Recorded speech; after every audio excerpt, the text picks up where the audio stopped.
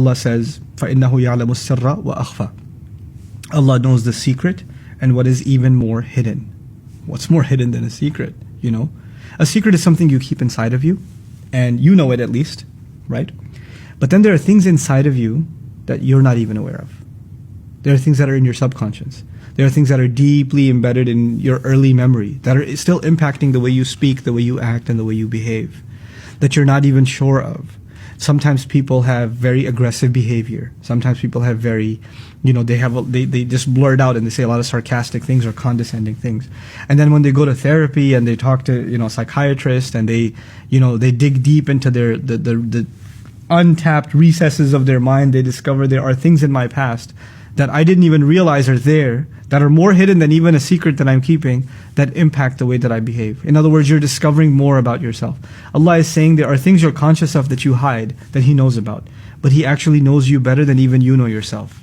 And even a psychiatrist is going to be able to dig at some of the scraps, some droplets of those memories that He's able to pull out and make you better aware of yourself. And Allah is saying subhanahu wa ta'ala that He knows you better than even that. He knows you better than you know yourself or anybody else can dig out of you.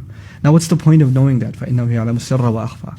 The point of knowing that is when you get to know Allah. When you get to know Allah.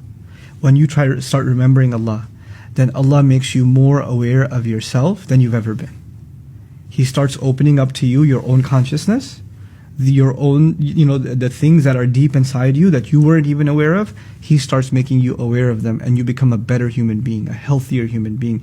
You're able to combat some of the bad behaviors that you have, some of the emotional stress that you have. Some people get very nervous, some people get very scared, some people get very angry, and they don't know why they get that way, right?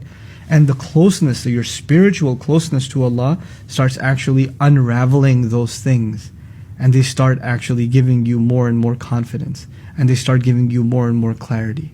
It's beautiful that Allah Azza wa Jal mentioned this. The famous saying, "Man arafa rabbahu arafa nafsahu." The one who got to know his master actually truly got to know himself. The Quran says, وَلَا تَكُونُوا كَالَّذِينَ نَسُوا اللَّهَ فَأَنْسَاهُمْ أَنفُسَهُمْ.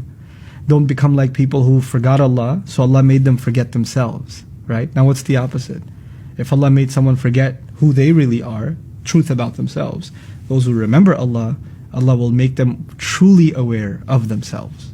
They're truly going to become aware of themselves. So our closeness to Allah, one of its incredible benefits is actually our own awareness of self. Our own awareness of self. And it alleviates us from so many sadnesses and so many negative emotions in life, and saves us so much trouble in all of our relationships, even the one we have with our own selves.